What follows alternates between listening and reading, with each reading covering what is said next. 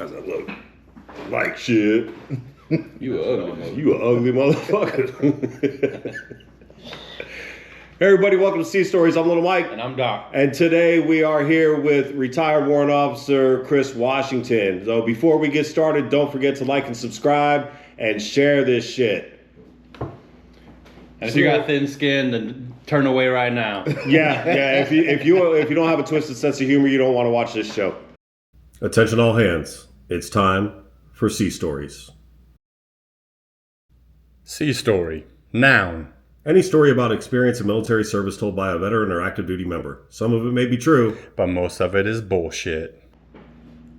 how many motherfuckers doing dirt while you're gone, but then come home like, Oh yeah, I love my wife so much. yeah,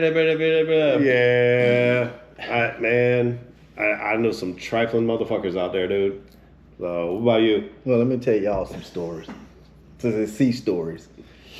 Most people want to talk about the things they accomplished and, you know, the people they saved, and I was on deployment for 8 months and all that. And that is all great, serving the country. But there are some inside stories that we really don't talk about because our brother and sisterhood in the Navy and the military abroad, we kind of keep some things to ourselves because we taught to be, tough, kind of handle it. We keep it to ourselves. But we all know what we see when we're on deployment and we're on the ship. So even some of our Army friends and stuff like that, boots on the ground. Oh, there's a lot of cheating when people are abroad and away from home. Like I'm talking about. There's a reason why on deployment, instead of going out and drinking with everybody, I would just go to the gym. Yeah. Yes. Cause I ain't trying to be a part of all that shit. My wife is Puerto Rican and she's from Brooklyn. Yeah. I'm good. My wife's Puerto Rican too, and she's the only person on this planet I'm truly scared of. So, Yep. yeah. You won't be needing that anymore. Yeah, exactly. She'll cut me in my sleep. Fortunately for me, and unfortunately, I guess you can kind of look at it, but it was a good experience. I got married when I first went into the Navy at 18 years old, but I was divorced by the time I was 20 because neither one of us was mature enough to even be married. Yeah. It's just, I grew up in the country. You're taught not to shack, so I was dating somebody, we were living together, so we got married for that reason. Okay. I didn't even know what love was. So Yeah. I was divorced already before my first deployment, so I really went on deployment really as a kid. Okay. And really green to a lot of stuff. Spirit. Because of the way I was raised, I really didn't know nothing about cheating and stuff like that because I was a kid. I went in at 17.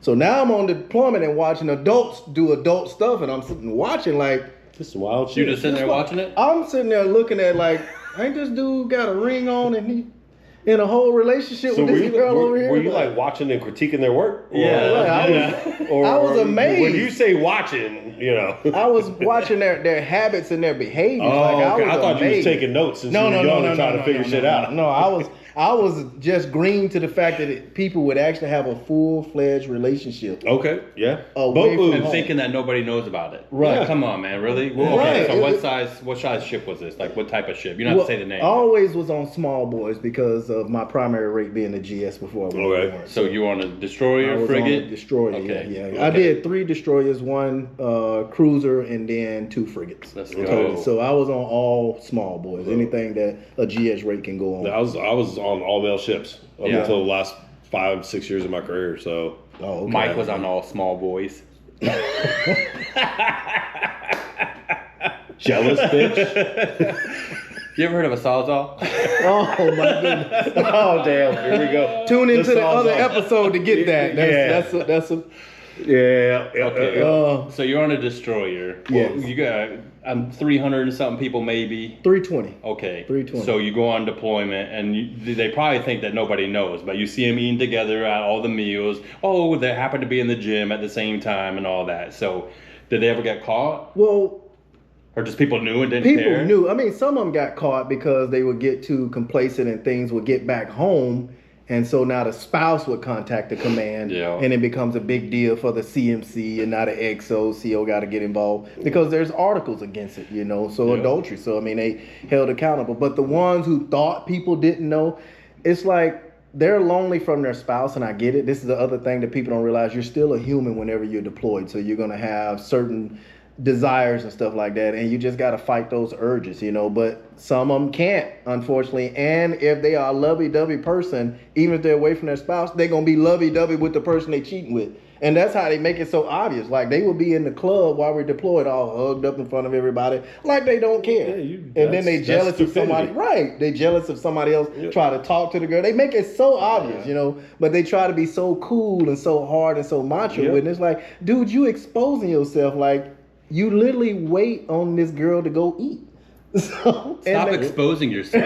Right? Yeah, You're making dumbass. it so obvious. See, this is why I always wear gloves at the gym, because when you deployed and you got rough hands, life is miserable. Oh, Lord. But you like that. It's like The Stranger. He took self-care into a whole different realm, didn't he? Self-love. Hey, if if you don't love yourself, how can you expect yeah. somebody else to? I told mine I get mine every single day. It's just up to her if she wants to join me or not. Yeah, there you go. He didn't say what type of gloves either, but Doc, can I get some of that lube? Right. We had a dude on the ship, and while we were in Bahrain, they took a bunch of pictures out in town, and he was hooked up with some other girl, took his ring off, whatever. They put his division, put it in the cruise book. The cruise book. Oh, and this man. dude left deployment early, so guess who gets the cruise book when they send it to his house? His wife. Yep. So she's looking through there. Oh, look, this is your division. Like, who the fuck is this you all hugged up kissing on? Oh, that's nobody. Like, okay, you're like this way. Where the fuck is your ring? And then, of course, he gets caught. Damn. Stupid, dude. let me tell you how this one guy got caught. All right. So you know how you always get the care packages at sea. Mm-hmm. But if you on deployment and this is your last ship, you go to the post office on board and you fill out the forwarding address. Yep. He got a care package sent that didn't make it Oh, man. through all the FPO addresses. It got to the ship and they forwarded it to his address, and his wife received the care package with the Damn. pictures of the chick. Love you, honey. Can't wait till you get back. Damn. She got the whole thing. She didn't even have to ask him, "Are you cheating?" It was so evident. And all the proof. All the proof. proof. Right there to the house. Right. He That said it- trifling motherfucker. Damn. He got divorced and it cost him $3,800 a month Oh, Dude. my God. with child support now. That's a shitty shipmate, though. You got to get a better postal clerk than that. But a postal clerk was a girl, so Oh. I think she hated that he was Yeah, cheating. So yeah. Yeah. it was one of those things. And she Damn. had been divorced. It's crazy. The story increases. The postal clerk had received one of those Dear John letters, because a lot of people don't Oh, realize Lord, the yeah. females go Yeah. through it too. Yeah. So she was bitter because her husband Shacked up actually with somebody took- back home? Yes. Yup. Her husband was cheating on her and sent her a letter stating he doesn't want to be married anymore. He doesn't want to do this anymore. It was her second deployment. They had already left on bad terms, come to find out. Damn. And she wasn't even able to enjoy her promotion because she actually made chief on deployment and wasn't even able to enjoy it because she was going through a divorce at the same time. Damn. That's rough. Imagine that, man, going through season and you got to deal with a divorce at the same time where they're telling you to man. motivate, and Yeah. what's supposed to keep you motivating is actually demotivating you. Yeah. It's like, golly. Damn, that So sucks. I'm sure her egg carton was messed up. So engineer, you've been a whole time engineer, all those ships, man, you got to have some funny stories, just like crazy stuff that your sailors tried to pull, or just something wild like that in the engineering department. Because I know back in my day, like, you know, we about the same years, it would be like a term of endearment if you go down to main 1 or 2 and they duct tape you to one of the poles. Because like, okay, I'm going to go get my E-swash, right? Oh, let's get Doc, like, let's get baby Doc. So they would like tape you to the pole and like mess with you. You got any like crazy stories that you could recall? You guys doing some stupid stuff? Well, a little worse than that. So A little worse. Paul we would've- like a little worse. yeah, Okay. Paul would have been a little light, you know. These guys decided to tape themselves and ride the shaft. Oh, Tape themselves? Shit. They Yes. taped themselves and Well, tied themselves off on the They shaft? tied themselves off to the shaft Oh, and was my God. riding the shaft God. round and round. Picture. I'm like, dude, this is not Six Flags. What are y'all doing? And it was like, they were so creative with it because what happened was they took some styrofoam and they like cut some indentions of like the leg could go and where the head was. Yeah. And they put that on the shaft as like a built-in chair. And then someone would lay on it, and then you wrap your arms around it, and then your arms on the other side is what they secured, so you hold on tight. So Oh, you my bear God. hugging it. So it's like, and they were just doing it, you They're know, just spinning. just spinning. And it's like, what made y'all come? But if you give sailors some time They'll to use their creative yes, mind, Yes. it's like you better be careful what you tell them you want them to do, because sailors will do it. Yep. So you better be very specific and guide them the right way, because they're going to get it done. That's a whole Come new hell or meaning high to, water. to Yes. riding the shaft. That, yeah, they was really Oh riding the my shaft. God. I'm like, and here's how smart they were.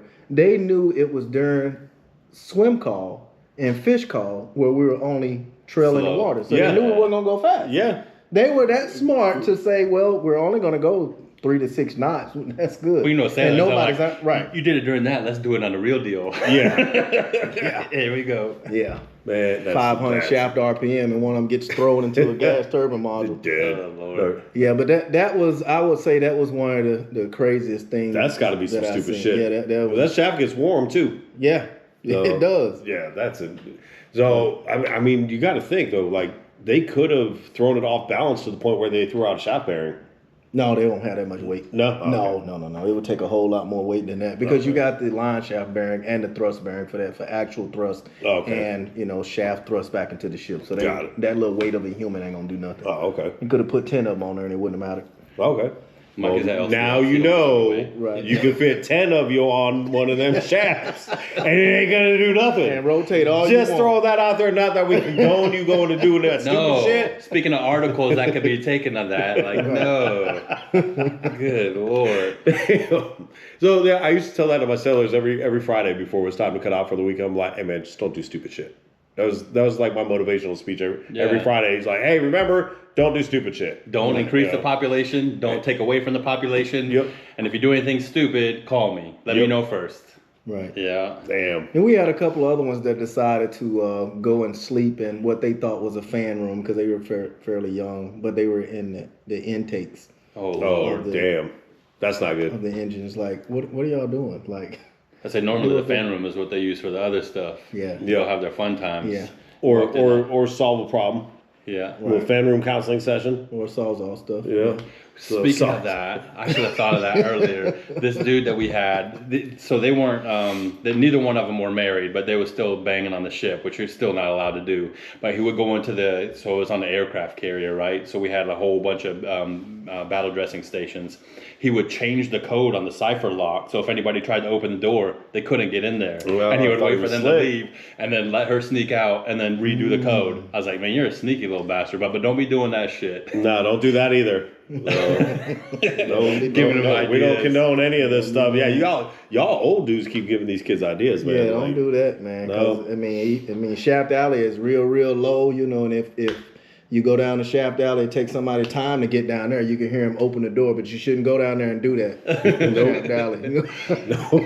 Well, you got that grease over there. What are you doing? Oh, don't ask questions you don't want the answers to, man. Yeah. Oh, Well, I got rough hands. I needed the grease. yeah. Hey, wear your gloves. Wear your bitch mitts. Wear your bitch mitts at the gym. You'll be all right. So all those years, man, what's your favorite port that you ever hit, Good. and why? Palma, Spain. Oh Lord, yes. Palma, Spain. Palma, Mallorca. Palma, What yeah, years was yeah. this? Back in the 90s? 98. Oh, Lord, that's my time. 1998. Yeah, it was my first deployment, first time being away from home, and it just seemed like it was so much normality there compared to some of the other places. Like you was away from the United States, but it was so catered to us being there to where it kind of gave you a sense of home. Yeah. And You was by the everything beach? there was beautiful. You was by the beach at the Daiquiri Right Palace. by the beach, by the Daiquiri Palace. Trying to get your shirt, drinking all those. Oh Yep. man. You had to walk up to the hill to go into the city and everything. And once you get up there, it's like, wow. Yeah. It's like, They had like a little water park. They had this little country town, all that. I was Yeah. there by the same time, man. Yeah. Amazing. But I would say the most beautiful place I've been, Oh, there you go. to be honest with you, was the El Conquistador Hotel and Casino in Puerto Rico. Okay. It was just pulling nice. into Rosie Roads? Yeah, Okay. the Rose Roads. You go to the casino and it's on the water, and at night everything is lit up, and then all the lights are shining off the water. It was the best nighttime view, I should say. But I gotta say my favorite one. You've been to Sicily? yeah, Okay, so we flew into Catania. Okay. Or sorry, we flew into where the hell did we fly into? We flew into Tortino? Sig. No, we flew into Signello. Signello. Okay. And they didn't have any rooms for us on base, so they sent us out to Catania to the Excelsior Hotel. Okay. Right? And in our travels and the adventures out there, we're along the coastline heading up to Taormina. So go check out the old castle remains out of there and stuff. And there on that side road, there's this jetty kind of area with one little island in the middle of it with one house on the island. And to this day, like if I could figure out how to just live there the rest of my life, I would go there and live there and die happy. Wow. Like it is just this giant cove, one little island, probably 2 square acres with one house right in the middle. Wow. So yeah, love that place. I even look at it on maps every once in a while. Like, it's still there. So, Speaking of islands, let me tell you how we almost got killed one time.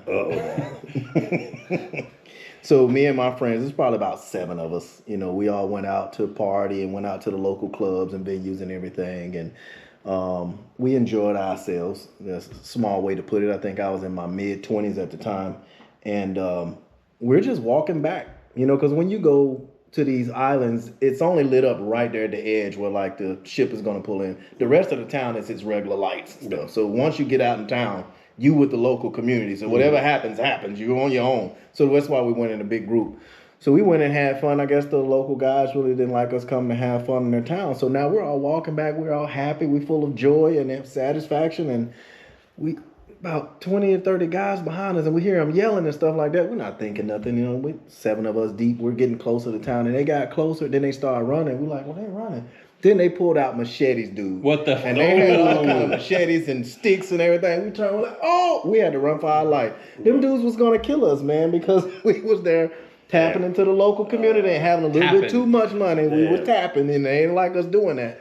And they chased us all the way up to the light till we got to like the cobblestone and to the city and everything. I remember it was a McDonald's and a KFC right there. You know, we went up in where it was big lights at, and they stopped and they turned trying around. to Danny Trejo your ass. Yeah, man. If we would like walked, it ain't no telling what would have happened. 7 of us, 20 of them, they got sticks and stuff. I don't care how much gym equipment you leave. Nah, it's not gonna work out for you. You know, odds are against you. Right. So we're crossing the street, and this guy lets off the brake, and he's got his clutch in, and he rolls back a little bit, bumps into me, and then gets out and tries to fight me. Like, he gets out wanting to fight because he thinks I kicked his fucking car, and he doesn't realize he just backed into me.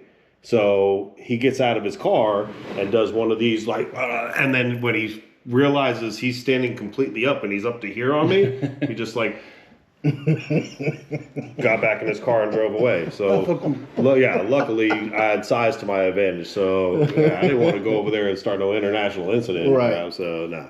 Dude, we were in Rome, and we used to go there all the time. So there's this place called the Fox Pub, and the owner like knew us because we went there so much. And my boy JT, he had, I won't say little man syndrome, but he was a little stocky dude. He liked to fight. He's from Miami, so it was whatever. But we're out hanging out, and this little dude walks up to him. Probably didn't know any English in his life, and he's like, "Fuck you and your mother." And wow. So he's like, "What did you say?" And I'm thinking like, this dude has no idea what he's saying. Mm-hmm. He's like, "Fuck you and your mother." Whack, lays him out. So we start like, my other buddy, I was about to say his name. I'll say his name, whatever. He's out. Sean comes running over. He tries to go hit this guy, like steps in a hole or something, like totally flails over these people. And the one dude like clocks him pretty good. And then he turned up, kind of like the same thing. I'm a big dude. So he turned up and looked at me. So we're doing our thing, whatever, fighting these guys. And like, oh man, we're going to get in trouble. So we just started running. Like, fuck it, we run it. We go back to the pub where we were at, right? Because it was like right in the middle of a little piazza. We were going to get something to eat, whatever. We run back to the bar and we're like, okay, we're good. So we're sitting there about to get a drink, whatever. Fucking Carabineri come in. They're like, you ID, come. So my boy JT, he had broken his calcaneus, his heel bone. And he's walking in the little the walker, and I'm all wasted, right? So I'm like trying to talk to them in Italian. He's like, just shut up, man, shut up. I'm trying to listen.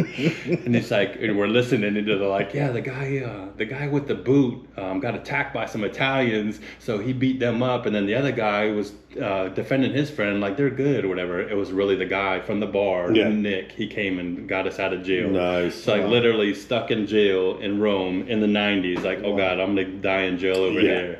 Get some little kid doesn't know anything. No status of forces agreement yet. Yeah, Rome was nice. I like Rome. Crazy times. Damn. So good times, man. Well, Chris, want to thank you for coming by and sharing your stories with us. It's been a pleasure. To everybody else, don't forget to like and subscribe. If you laughed at least one time during this, hit that subscribe button. Make sure you share it. And share with your friends if you like it. Yeah, all your friends. We're here to stay. Yeah. Help us go viral, bitches. Stay tuned in.